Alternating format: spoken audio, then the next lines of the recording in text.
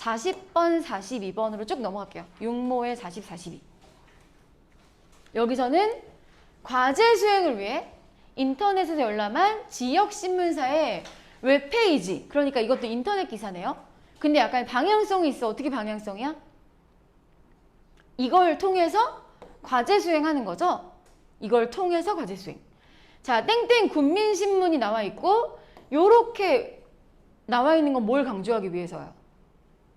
인터넷 신문이다 하는 걸 강조하기 위해서고, 요렇게 가장 크고 굵은 이 글씨를 대표가 되는 제목이라고 해서 표제라고 하고, 그 밑에 이 작은 글씨로 되어 있지만 본문보다 약간 큰 내용이 정보량이 약간 많은 여기를 부제목이라고 해서 부제라고 해요. 그리고 그 다음에 나오는 첫 번째 문단을 육하원칙,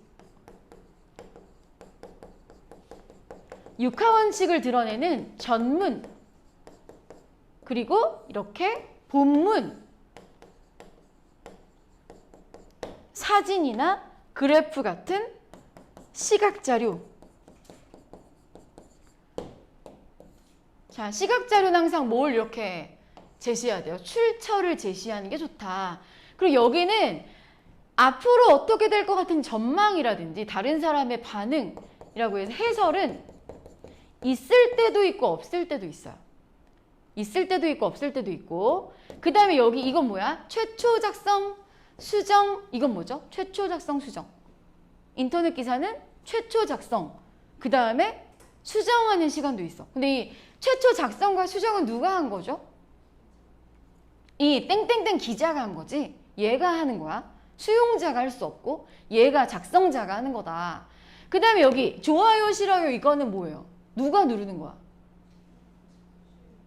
수용자가 누르는 거죠? 그럼 이 기사에 대한 수용자의 선호를 다른 수용자가 알 수 있게 해놓은 거죠. 그 다음에 SNS에 공유한 스크랩은 뭐예요? 이 기사를 내가 개인적으로 갈무리해서 활용할 수 있다. 자, 그 다음에 관련 기사 아래를 눌러 바로 가기 하고 요렇게 되어 있는 거야. 이거 뭐죠? 마우스 커서로 갖다 대면 얘는 마우스 커서 안 된 거고 얘는 마우스 커서 된 거지. 지금 기사가 두 개인데 마우스 커서를 얘로 갖다 대고 이제 클릭하면 여기로 넘어가는 거잖아. 그럼 이런 건 누가 정해요? 아니 클릭할까 말까가 아니라 여기에다 이렇게 배치하는 거. 신문 언론사에 정하거나 유튜브의 경우엔 누가 정해요? 알고리즘. 그래서 유튜브가 나올 수도 있겠다는 생각이 들어요. 우리가 유튜브 매체를 너무 많이 사용하기 때문에 유튜브 매체의 그 알고리즘은 이게 내가 검색한 거를 반영해서 얘가 하는 거잖아. 그런 거에 대한 내용도 유튜브 해봤어요? 네. 너무 또 공부만 하니까 여러분이 유튜브를 안 해봤을 수도 있을 것 같아가지고 한번 내가 뭐 유희왕 카드 우리 아들이 뭐 어쩌고저쩌고 해가지고 막 그걸 검색했더니 계속 유희왕 카드를 추천해 주는 거야. 계속 유희왕 카드로 도배된 적이 한 번 있었는데 막 무슨 웹드라마 막 이런 거 보다 보면 그거 관련 밑에 계속 나오잖아. 다 그렇게 당해본 적 있죠? 그러니까 이거 알고리즘은 누가 정하는 거지? 인공지능이 나의 선호를 파악해서 추천해 주는 거다. 근데 이런 거는 인공지능이 할 수도 있고 인공지능을 활용하지 못하는 그런 어떤 소규모 언론사의 경우에는 그냥 사람이 할 수도 있죠. 그리고 여기 있는 댓글은 방랑자. 이거 방랑자는 작성자예요? 수용자예요? 수용자.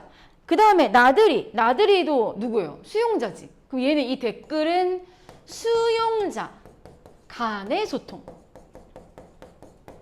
수용자 간의 소통이다. 아까 예시문항에 나왔던 신문 기사에는 기자의 이메일이 있었어요. 그 기자의 이메일은 수용자 간의 소통 맞아요? 아니죠. 누구와 누구?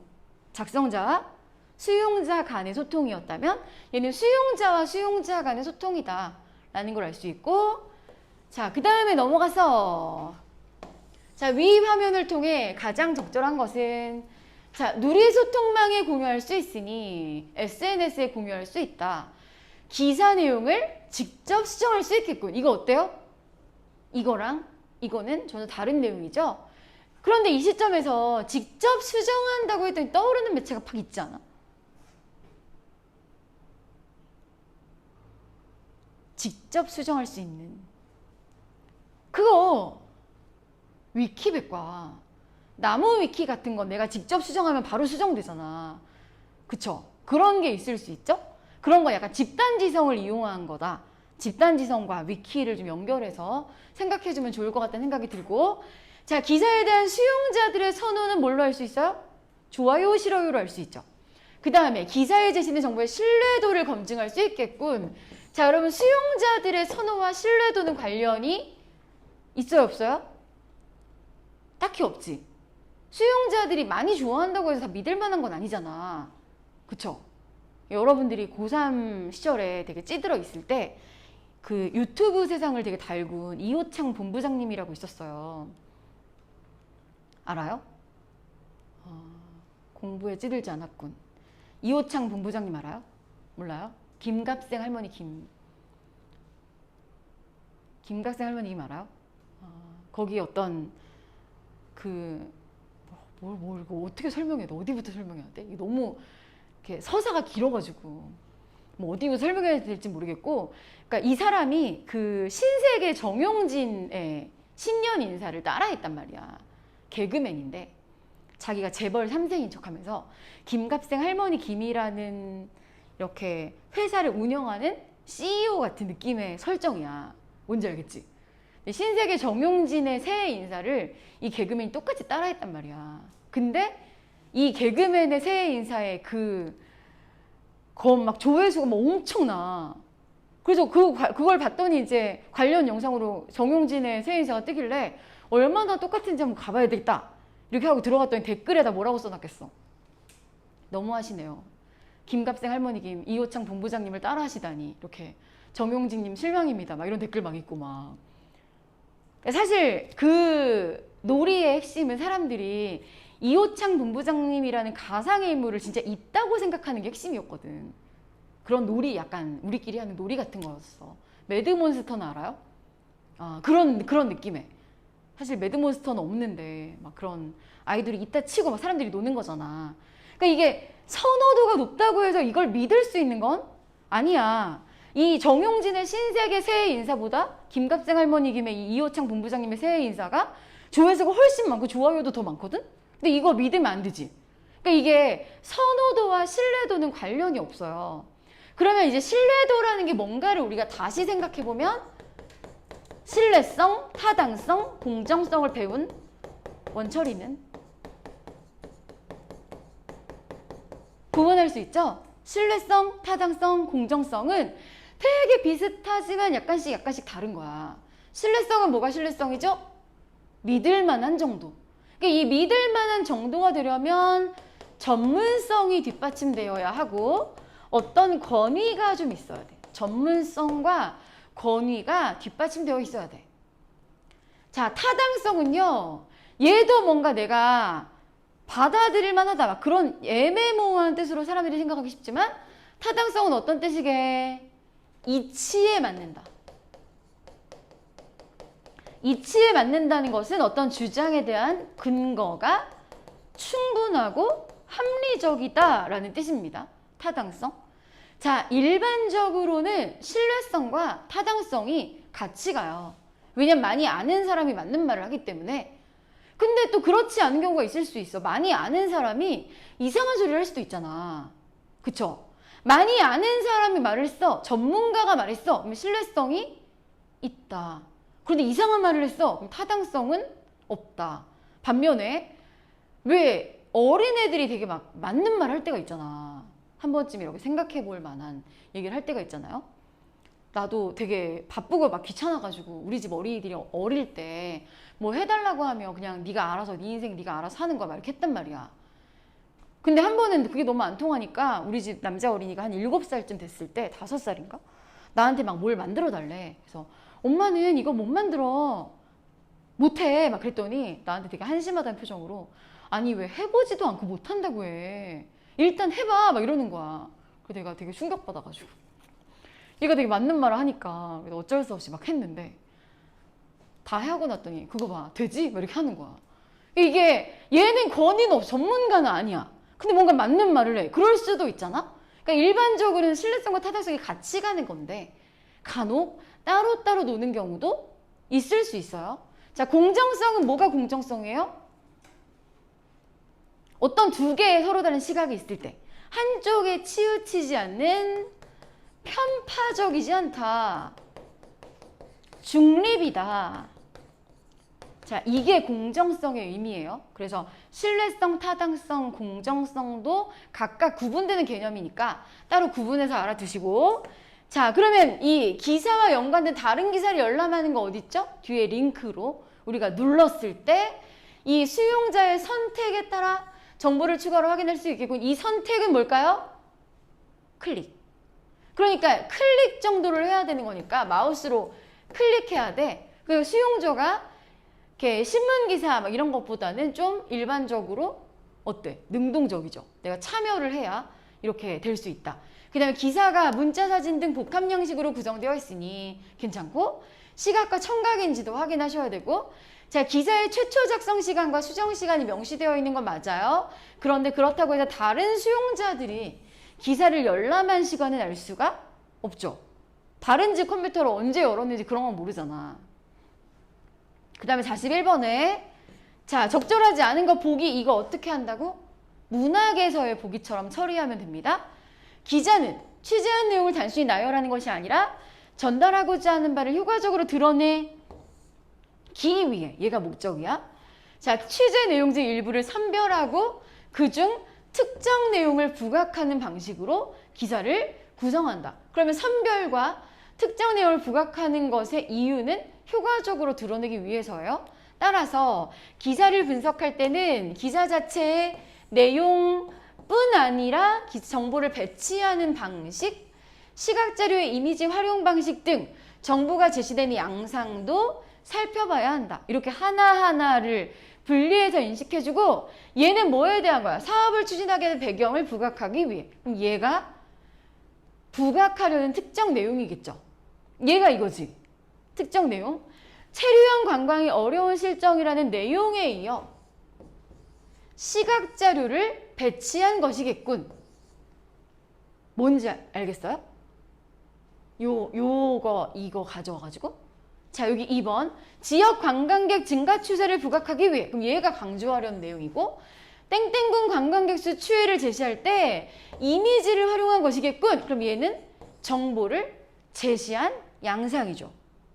그 다음에 체류형 관광의 경제 효과를 부각하기 위해. 그럼 얘가 이제 강조하고자 하는 것이고, 여행 유형에 따른 지출액의 차이를 이미지로 강조하여도 정보가 제시되는 양상. 그 다음에 체류형 관광 지출액의 증가 현상. 얘가 이제 부각하려는 내용이고, 관광객 수와 여행 지출액에 대한 시각자료를 나란히 배치는 2번이지. 그 다음에 5번. 지역 경제에 끼칠 긍정적 영향. 이게 부각할 내용이고, 사업의 우호적인 의견을 선별하여 구체적으로, 그럼 이건 뭐에 대한 거야? 내용적인 것에 대한 거죠. 내용적인 거. 자, 이렇게 뭔가 보기랑 선지도 좀 연결을 해주고, 그 다음에 자, 과제 수행을 위해 작성한 메모이다. 그럼 여기서는 이게 뭐가 되는 거예요? 선지를 분석하는 근거가 되는 조건이죠. 이렇게 계획을 짰으니 이게 선지에서 그게 실현됐는지를 확인하면 되는 거잖아요. 여기서 이게 조건이 된다. 그리고 얘는 됐고, 자, 이제 43, 40으로 가면 얘는 텔레비전 방송 뉴스이고, 얘는 잡지에 실린 인쇄 광고이다. 얘도 역시 뭐 하라는 거예요? 매체의 특성을 비교하라는 거지. 매체의 특성 비교. 자, 텔레비전 방송 뉴스는 장면이니까 얘는 약간 이렇게 나오기도 해요. 씬 1 이렇게 나오기도 하니까 얘가 장면이다 라는 걸 알아두고, 더워지는 요즘 판매량이 급증하고 있는 제품이 있습니다. 요즘 핫하다. 이런 걸 뭐라고 하냐면 시의성. 시의성이 있다. 요즘 핫하다. 최근에 막 대선 관련 뉴스 막 이런 게 많이 나오니까 그런 건 시의성이 있는 건데, 이런 거야. 뭐 고양시에 흐르는 뭐 옛사람들의 흔적을 찾는 그런 방송, 그런 건 시의성이 없는 거죠. 최근에 막 핫한 그런 게 아니니까. 시의성이 있다 없다는 요즘에 좀 핫하다라는 뜻이고, 자, 휴대용 선풍기인데요. 어떤 제품을 선택하는 것이 좋을까요? 얘는 시청자가 궁금해할 만한 것을 의문문으로 제시해서 내용을 이어가고 있죠. 자, 박땡땡 기자가 전해드립니다 하고 이 장면이 바뀌었어. 전환. 휴대하기 간편하면서도 힘들지 않게 시원한 바람을 선사해 인기가 높은 휴대용 선풍기. 이렇게 휴대용 선풍기가 있습니다. 휴대용 선풍기입니다 하지 않고 휴대용 선풍기 하면 좀 더 간결하게 집중시키는 효과가 있어요. 이렇게 명사로 종결을 하면 간결하게 집중시키는 효과가 있다. 시중에 판매되는 휴대용 선풍기 종류만도 수백 개가 넘습니다. 그러면 소비자들은 어떤 기준으로 휴대용 선풍기를 선택하고 있을까요? 이것도 역시 자기가 말할 내용을 의문문으로 나타내서. 그래, 여기 이 진행자도 진행할 내용에 대해서 이게 박 기자도 마찬가지로 말하기 방식에 좀 공통적인 부분이 보이고, 자, 여기 좋아하는 연예인이 광고하는 제품을 살까 하다가 이왕이면 성능도 좋고 디자인도 마음에 드는 제품을 선택했어요 하고 시민 인터뷰를 중간에 삽입 화면으로 집어넣어서 이 삽입 화면을 집어넣으면 좀 더 생생한 효과를 줄 수 있다. 자, 그럼 여기서 이제 선택하는 기준을 알 수 있어? 연예인 누가 광고를 하나, 그 다음에 성능, 디자인 이런 것들이 선택의 기준이다 라는 걸 알 수 있었고, 그 다음에 넘어가서 자, 박 기자, 대형 인터넷 쇼핑몰에서 소비자를 대상으로 휴대용 선풍기 구매 기준을 설문한 결과 풍력, 배터리 용량과 같은 제품 성능이 1순위였습니다. 자, 여러분 여기서 만약에 여러분이 방송 PD라면 무슨 화면을 내보내요?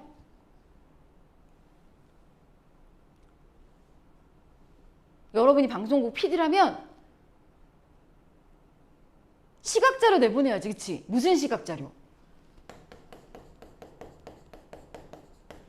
얘가 1순위다 이렇게 하려면 아까 전에 봤던 막대 그래프가 적절하겠다 생각이 듭니다. 자, 이어 디자인, 가격 등 다양한 응답이 뒤를 이었습니다. 그런데 휴대용 선풍기는 위험도 있는 만큼 안전성을 고려해서 제품을 선택해야 합니다. 이제 안전성에 관한 게 나올 텐데, 그러면 안전성은 어떻게 확인할 수 있을까요? KC마크, 이렇게 KC마크 이미지로 보여주고, KC마크는 이런 겁니다 하고 지금 이 KC마크가 어떤 건지를 알려주고 있죠? 그럼 얘는 시청자가 KC마크를 알 거라고 생각했으면 이런 말을 안 했을 거야. 모르니까 넣은 거죠. 그럼 이건 뭐야? 수용자의 배경 지식을 고려한 부분이다. 수용자의 배경 지식을 고려했다. 자, 안전 인증 여부를 확인하기 힘든 경우도 있으므로 실물을 보지 않고 구매하는 경우 소비자들의 주의가 필요합니다. 이렇게 해야 사고를 막을 수 있습니다. 자, 여러분 이런 건 뭐예요? 유의점, 유의사항 같은 걸 전달해주고, 휴대용 선풍기 사고가 빈번한 여름철 안전한 제품을 구매하기 위한 현명한 선택이 필요합니다. 그럼 여기는 생각이나 태도에 변화가 있었으면 좋겠다 라는 것을 유도하려는 멘트였다는 걸 알 수 있고, 자, 그 다음에 나는 뭐예요? 아까 무슨 광고? 인쇄 광고. 인쇄 광고는 어디 들어가는 거죠? 신문이나 잡지에 지면에 들어가는 거니까 얘는 일단 딱 봤을 때 정보량이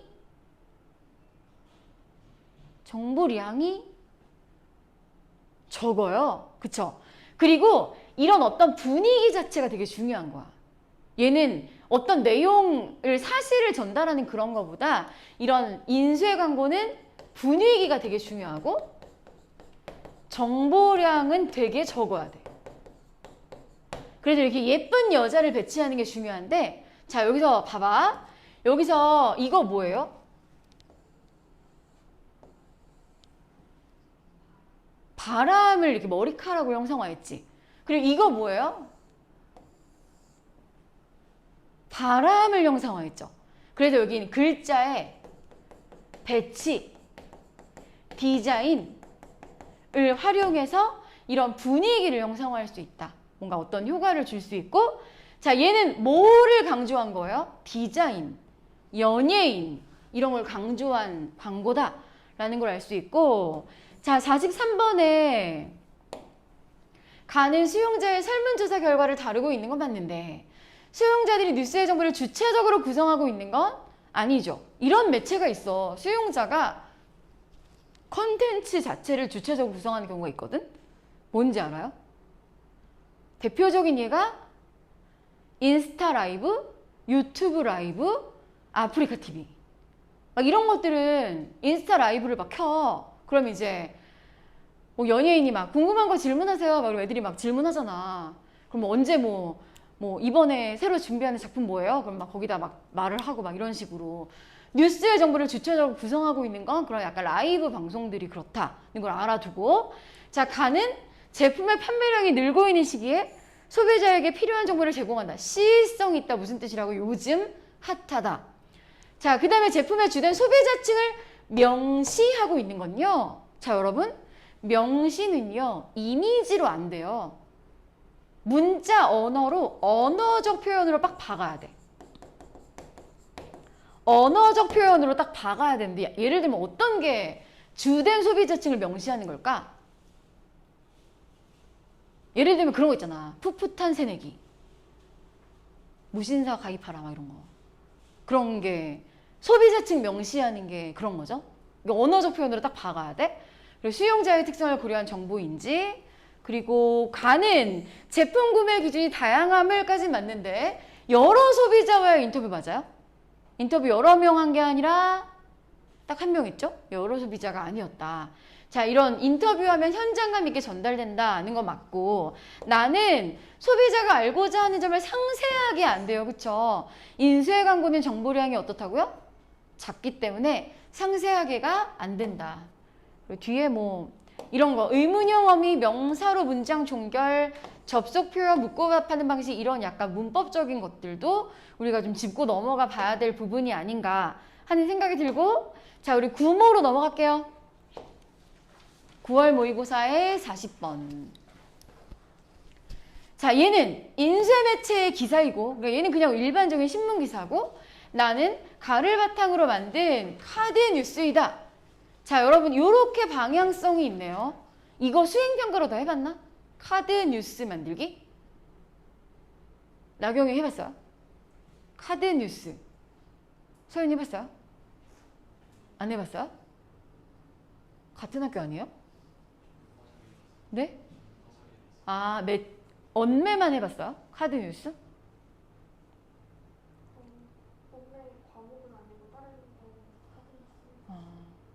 다른 과목에서 했다는데. 해본 적이 없어요? 카드 뉴스 해봤어요? 나는 카드 뉴스를 만들어 본 적이 없을 거 아니야. 그런 수행평가를 해본 적이 없으니까. 그래서 애들한테 막 물어봐. 카드 뉴스가 뭐야? 이렇게 물어봤는데, 내가 왜 애들한테 물어봤냐면, 카드 뉴스를 뭐 검색해도 뭐 별게 안 나와. 근데 너네 생기부에 카드 뉴스가 엄청 많더라고. 그래서 애들한테 물어봤더니 카드 뉴스가 카드 뉴스지 뭐니 막. 그래서 카드 뉴스를 만드는 특별한 원칙 같은 게 있어? 없대. 근데 있어. 카드 뉴스의 원칙이 만드는 방법이 정해져 있던데? 그치? 어떻게 만들어야 돼? 카드 뉴스는? 한 화면에 하나의 내용이 들어있어야지. 그러니까 정보량이 많으면 안 돼. 이 슬라이드마다 정보량이 적고 이미지가 되게 중심이고 거기에 글씨가 조금 약간 PPT 같은 그런 느낌인 거잖아. 그치? 그렇게 만든 거 아니에요? 카드 뉴스 막 빽빽하게 이렇게 만들지 않았지. 그러니까 얘랑 비교했을 때 카드 뉴스는 이 기사를 굳이 카드 뉴스를 만드는 게 이유가 뭐예요? 좀 더 쉽게 보라고. 얘는 약간 읽어야 될 게 많으니까. 카드 뉴스 이거 슉슉 넘기면서 쉽게 보라고. 그런 걸 뭐라고 하냐면 접근성. 접근성이 용이하다.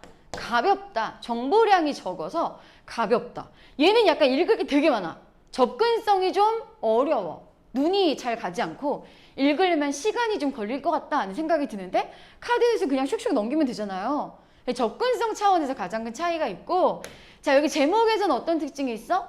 청소년의 사회참여, 현 주소는 어디인가 비유적 표현과 의문문을 사용해서 표현하고 있고, 여기도 현 주소는 현황, 현재 상황을 제시하겠다라는 뜻이죠. 자, 밑으로 내려와서 자, 청소년 사회 참여는 청소년이 사회 문제나 정치 문제에 관심을 갖고 이렇게 하는 것을 말한다. 그럼 여기는 청소년 사회 참여의 개념을 설명한 거지. 개념을 설명했다는 건 수용자들이 전문성이 없고 청소년 사회 참여를 잘 모를 것이다 라고 생각해서 설명해 주는 거죠. 자, 지난해 발표된 땡땡기간 보고서에 따르면 그러면 이 땡땡기간 보고서는 출처를 밝히면요. 이 출처에는 권위가 있기 때문에 좀 더 믿을만해져야 신뢰성이 생겨나죠.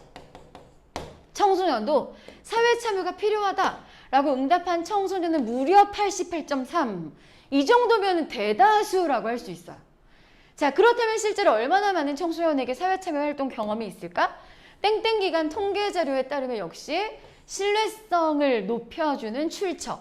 사회 참여 활동 경험이 있다고 응답한 청소년은 21%에 그쳤다. 자, 여러분 그러면 이 설문조사 결과가 이 숫자가 이렇게 대조되잖아.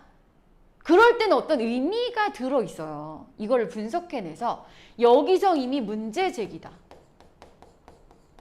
여기서 이미 문제 제기가 되었다는 걸 알 수 있죠. 이렇게 필요하다고 했는데 해본에는 정작 별로 없어. 문제 제기. 전문가들은 청소년이 주도하는 사회참여 활동 기회가 부족해서 참여가 확산되지 못하고 있다. 고 지적한다. 무슨 인용? 간접 인용. 현재 청소년 사회참여 활동이 기관을 중심으로 운영되기 때문에 활동을 확산돼 나가는데 한계가 있다. 뭐 때문에? 기관 중심이라서. 그럼 여기서 기관 중심이 문제다. 따라서 청소년이 자신이 속한 공동체의 문제 해결을 위한 의사결정 과정에 능동적으로 참여할 수 있는 사회적 분위기가 만들어져야 한다. 그러면 여기서는 이것이 해결 방안이라고 생각하는 거죠. 자, 땡땡고 3학년 김모 학생은 전문가 맞아요? 아니죠. 자, 사회참여 활동을 경험하면서 배운 것이 많지만 그러니까 사회참여 활동이 필요하다라는 것에 근거가 될 수 있고 지속적으로 참여할 수 없어서 아쉬웠다. 이것도 역시 뭐예요?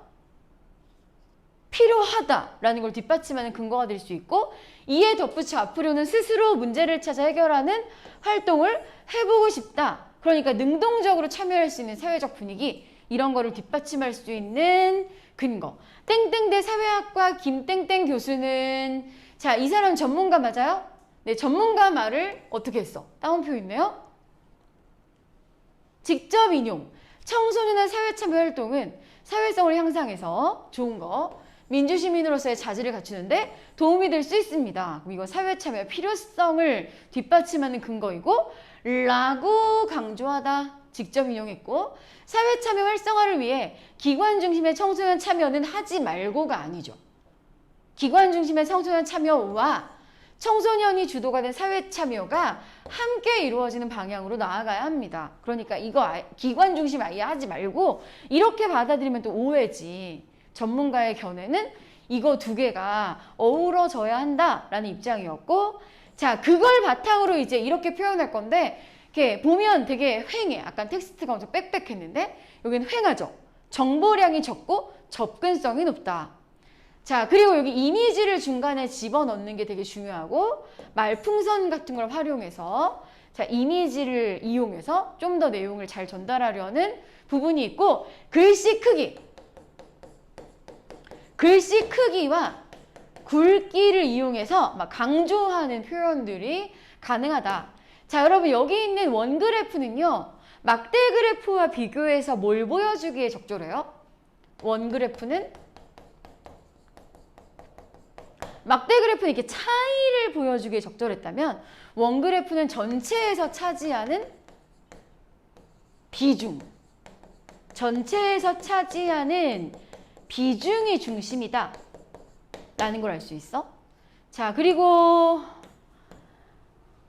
여기도 똑같이 이렇게 되어 있고 네, 여기는 뭐 나머지 안 봐도 될 것 같아요.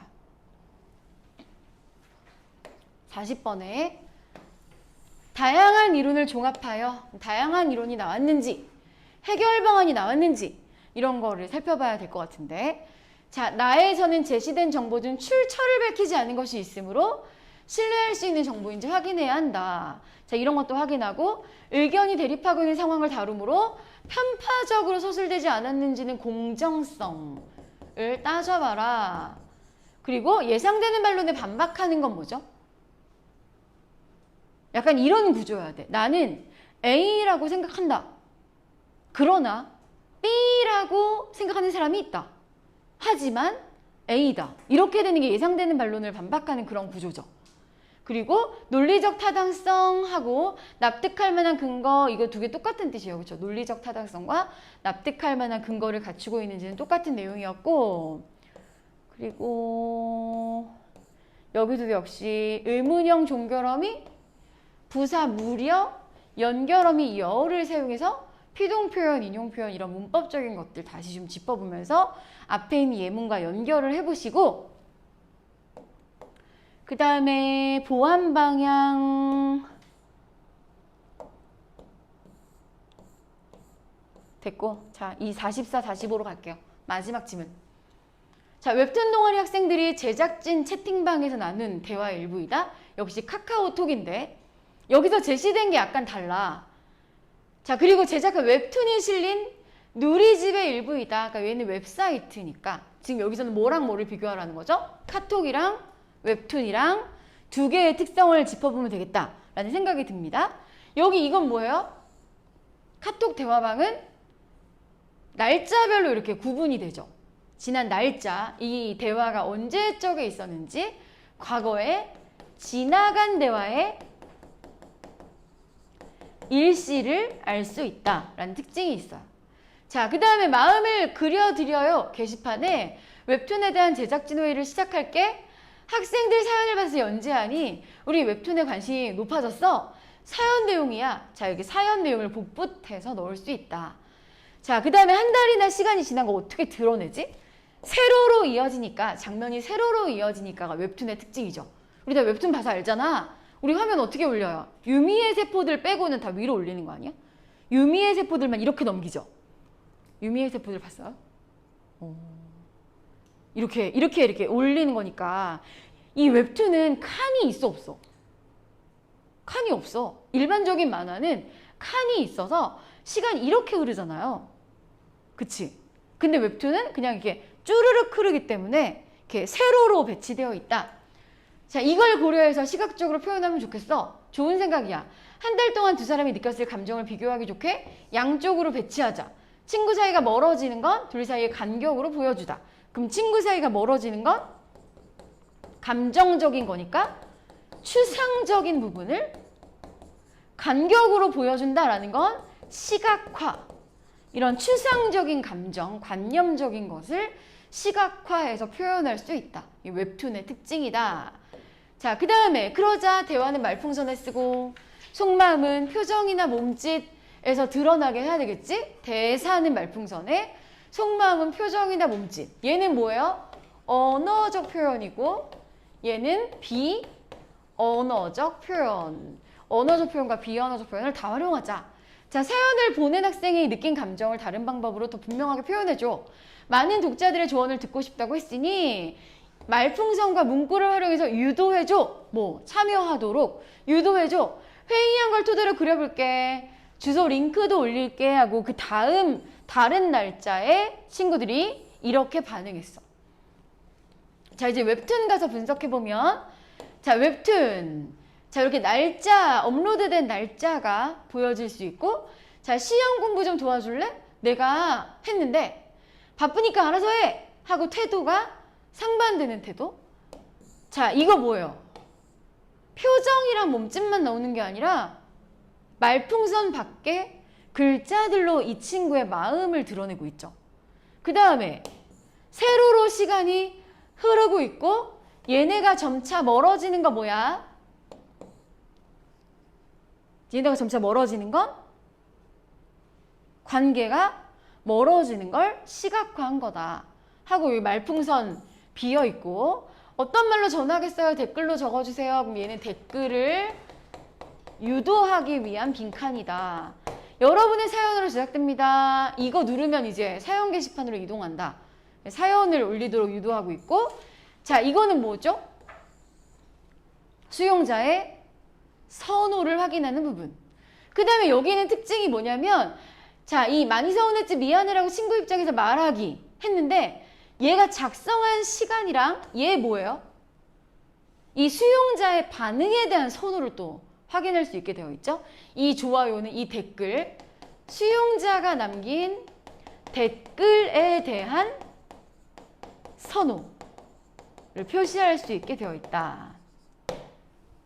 자, 그리고 자기들끼리 이렇게 댓글에 대댓글을 달아서 소통할 수 있다. 그 다음에 작가님, 독자들의 고민 사연을 그래서 공유하는 것이 너무 좋아요. 이건 약간 지네들끼리 말하는 느낌이었다면 이거는 작성자에게 하는 거니까 여기서 수용자 간의 대화뿐만 아니라 작성자와 수용자 간의 소통도 가능하다. 이런 거 좀 짚어보면 좋을 것 같아요. 그리고 여기에 있는 요 내용들이 다 이렇게 하나하나 반영돼서 있었으면 좋겠어요. 시간의 경과를 드러내기 위해 숫자를 세로로 배열해? 아, 이거 인물이 겪는 두 가지 사건을 비교하기 위해 화면을 세로로 분할하여 행동 변화, 한 인물이 겪는 두 가지 사건 아니니까 여기 틀렸다. 이거 우리 인식하고 멀어지는 친구 사이를 이 감정 상태를 시각적으로 보여주기 위해 간격이 벌어지게 막고, 자, 속마음을 분명하게 표현하기 위해 표정이나 몸짓 뿐만 아니라 글로도 적어. 여기 있다. 미안해서 어쩌지? 이런 거. 그 다음에 많은 독자들의 조언을 유도하기 위해 말풍선을 의도적으로 비우고 댓글 참여를 권유하는 문구를 제시했다. 괜찮은 것 같죠? 이렇게 세 개를 해봤는데 약간 여러분이 한 번 정도는 더 분석을 해봐야 되지 않나 하는 생각이 들고, 우리한테 주어진 기출이 요거 세 개밖에 없잖아요. 딸랑. 다행인지 불행인지 모르겠지만 요거 세 개밖에 없으니까 세 개 좀 열심히 해보고, 그리고 여러분이 매주 모의고사 받을 때마다 한 두세 번 정도는 다 하나하나 뜯어서 선지를 보면 지문에서 뭘 인식해야 되는지 거꾸로 갈 수 있잖아. 우리가 했던 것처럼. 그거를 좀 해보면 좋겠다는 생각이 들고, 매체는 이제 두세 번 정도면 충분하거든요.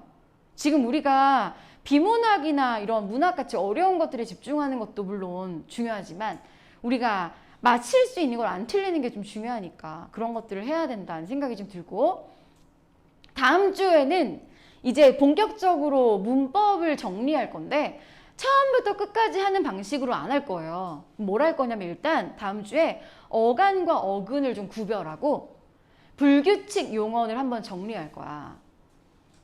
자, 이 어간과 어근 정리, 불규칙 용언 정리, 그리고 여러분 계속 틀리는 의존명사. 의존명사, 접사, 어미 구분하는 거. 자, 다음 주에 주제는 그겁니다. 다음 주에는 주로 문법을 할 건데, 오늘 여러분한테 나눠드린 이 프린트 있잖아요. 상상, 엔제, 언어와 매체 앞에 붙어있는 인트로 부분인데 우리가 의문 변동을 두 번 다시 안 할 거예요. 의문 변동 너무 많이 하고 여러분 좀 잘하는 것 같아가지고 의문 변동은 따로 안 할 건데, 여기에 나와 있는 거 정도는 밑에 답도 다 달려있으니까 여러분이 잘 정리를 해야 되는 게 아닌가 하는 생각이 들어요.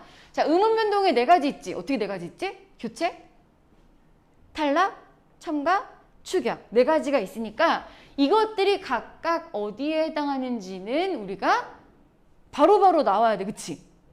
이 자음군 단수는 어디에 해당돼요? 탈락. 유음아, 된소리대기, 국외음아, 음절의 끝쓰기지, 비음아, 얘네들은 다 교체에 해당되죠? 자, 여러분 그 중에 된소리대기 1, 2, 3, 4는 까먹으면 안 돼. 된소리대기 1, 2, 3, 4는 까먹으면 안 되지. 기억나요? 된소리대기에 해당하는 1, 2, 3, 4. 여러분 화내지 않아요? 빨리 얘기해봐. 모르면 다시 여기 적어줄게. 넘어가요? 뭐 정지 화면이야? 어? 뭐 영상 매체였어 지금? 인쇄 매체인가? 이거 넘어가요? 1, 2, 3, 4? 된소리대기 1번 뭐야? 받침, 기역, 디귿, 비읍, 뒤. 이제 살짝 기억이 나나? 2번 어간 받침, 리은, 미음, 뒤. 3번 한자어, 리을 받침, 뒤. 4번 관형, 사형, 어미,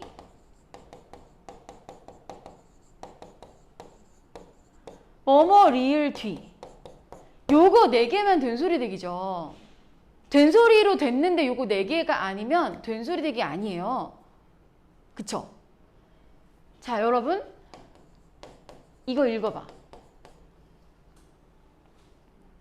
물고기예요, 물고기예요? 물고기. 기역이 쌍기역으로 됐어. 그치? 근데 기역, 디귿, 비읍, 뒤 아니지. 리을 뒤에서 일어났잖아. 어감 받침 니은, 미음, 뒤도 아니야. 한자어 맞아요. 물, 고유어인데?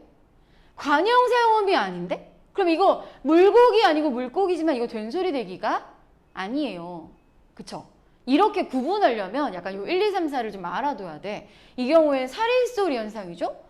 그 밑에 있는 거 다 여러분들이 여기 적용해서 니은 첨가 일어나는 조건들 막 이런 거 다 공부를 하셔야 하고, 그 다음에 여기서 선생님이 한 번 더 여러분한테 확인하고 싶었던 거는 7번에 있는 요 달른이요.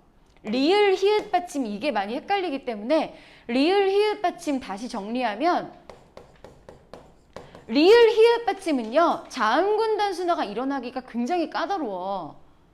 되게 쉽지가 않아. 자, 이 뒤에 다가 오면 발음 어떻게 돼요? 달, 타.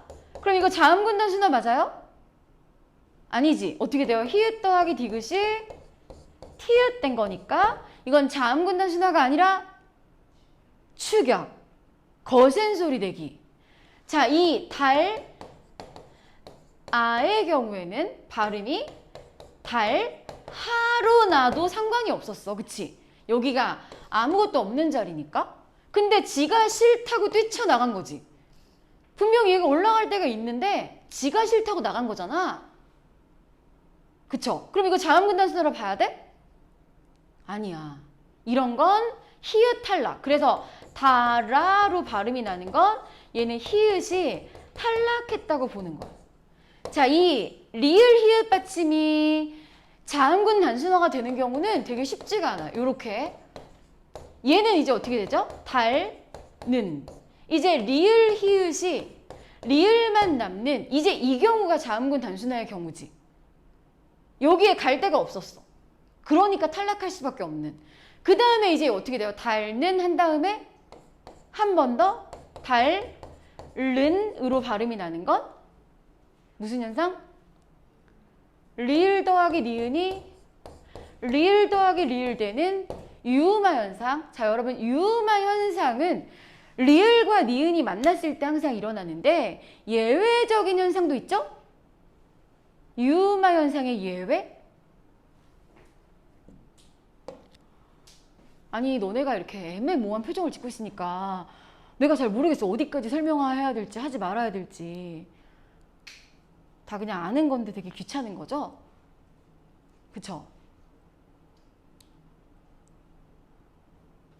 아니, 난 유음화, 이게 약간 음운 변동하면 너네가 짜증낼까 봐. 그딴 거 지금 왜 하는 거지? 바빠 죽겠는데 막 이렇게 할까 봐.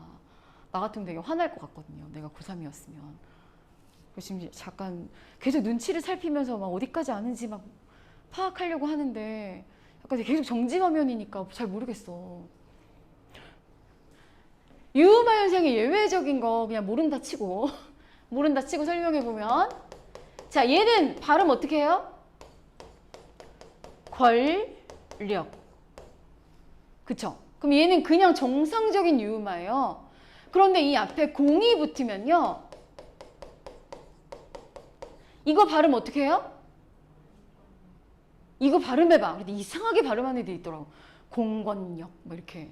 그렇게 발음하는 거 아니고 공권력, 공권력 이렇게 발음되는 거지. 자, 여기에 있는 기역이 쌍기역 되는 건 사이소리 현상이고, 여기에 있는 리을이 되어야 하는 환경에서 갑자기 니은이 되는 건 예외적인 현상이죠. 이런 애들이 몇 개 있어.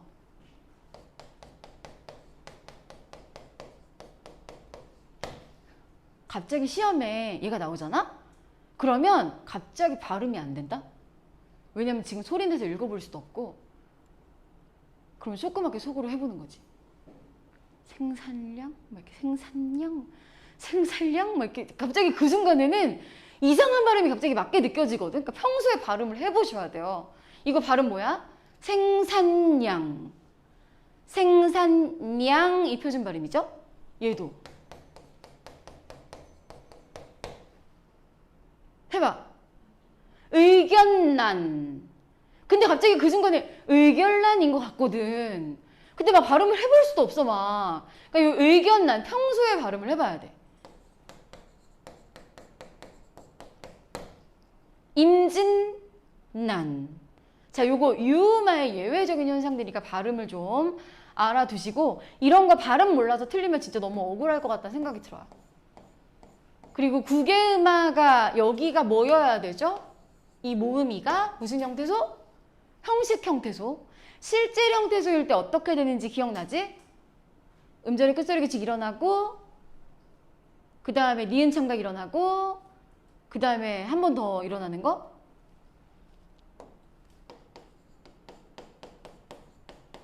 자, 이런 걸로 훈련을 해보면 헛, 입을 그 다음에 니은 참각 일어나서 헛, 니을 그 다음에 비음 한 번 더 일어나서 혼입을 이렇게 되는 거. 얘가 무슨 형태소라서? 실질 형태소라서 이렇게 된다. 자, 물론 문법이 쉬울 것 같긴 한데 너무 그렇다고 해서 막 너무 안 하면 안 돼요. 기본적인 개념들을 좀 알아두고 있어야 되고 동사랑 형용사를 구분하려고 할 때 약간 기준을 우리가 몇 개를 배웠단 말이야. 예를 들면 청유형, 명령형이 안 되면 형용사, 되면 동사. 근데 다짜고짜 그거부터 들이밀면 안 돼. 제일 처음에 동사와 형용사를 구분하려고 할 때 이게 동사가 형용사가 무슨 뜻인지 거기서부터 출발을 해야 되거든. 동사는 움직임이나 변화. 움직임이나 변화가 동사예요. 형용사는 상태나 성질. 이거 먼저 들이밀어야지 안 헷갈리는 거야. 자, 너 키가 많이 컸다. 그럼 뭐예요? 너 키 많이 컸다. 변화. 그럼 컸다 뭐죠? 동사. 너 키가 많이 컸다는 동사고 너 키가 크다 하면 크다는 상태나 성질이니까 얘는 뭐라고 봐야 돼? 형용사. 근데 이걸 가지고 이거 두 개를 구분하려고 하는데 동사는 청유형, 명령형이 된댔어. 형용사는 안 돼. 그거부터 집어넣기 시작하면 이게 안 되거든요. 그러니까 무조건 이걸 먼저 적용해본 다음에 그 다음에 모르겠으면 그 다음에 넣어야 돼. 그 청유형, 명령형, 그 다음에 관형사형 어미, 니은 막 그런 거 있죠. 자, 그리고 여러분 관형사형 어미는 반드시 한번 정리해 보셔야 돼요. 뭘 정리해 봐야 되냐면 시제. 자, 이거 되게 중요한 거니까 표를 하나 그려서 이거 집에 가서 다 일일이 외우세요. 자, 이 표를 지금 선생님이 그려줄 테니까 한번 다 외워봐야 돼.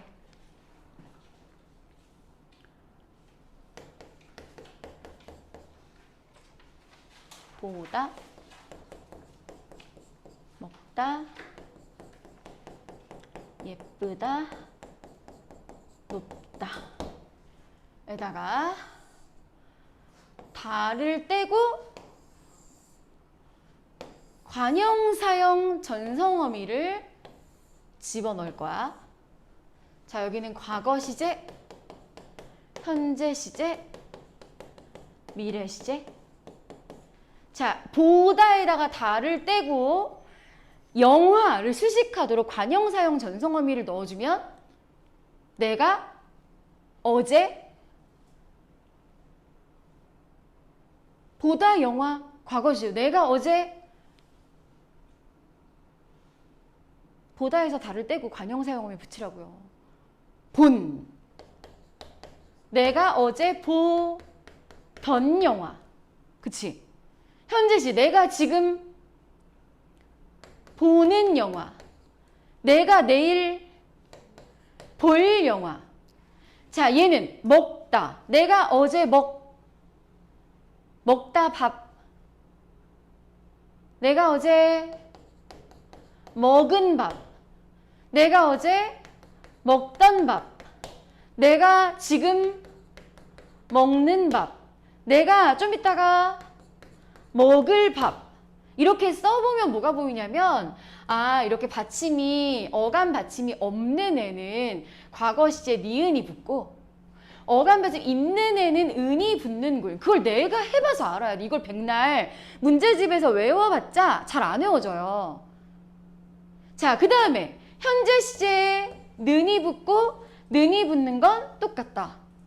자, 얘는 받침 없는 거에는 리을이 붙고 받침 있는 거에는 을이 붙더라. 자, 그럼 여기도 왜 예쁘다, 높다를 두 개나 형용사를 써두는지 알겠지? 얘는 형용사인데 받침이 없는 애, 얘는 형용사인데 받침이 있는 애. 그러면 예쁘, 과거. 초등학교 때 예쁘다, 친구. 예쁘, 던. 이거 말고 되는 게 없어요. 우리 반에 예쁜 친구, 예쁜. 자, 대학 가면 더 예쁠 친구. 높다, 높던 벽. 지금 높은 벽. 더 높을 벽. 이렇게 써봐야 이게 진짜 헷갈리겠다는 걸 알 수 있죠. 지금 여기 동사의 경우에는 니은과 은이 무슨 시제야? 과거 시제. 형용사의 경우엔 얘가 현재 시제. 그러니까 우리가 이걸 다짜고짜 문제에서 만나면 얘를 보고도 얘가 집에 간 사람이 누구야? 간 밑줄 쳐져 있는데 그걸 내가 현재 시제라고 생각할 수 있어. 이걸 안 해보면. 그래 이거를 좀 해보세요.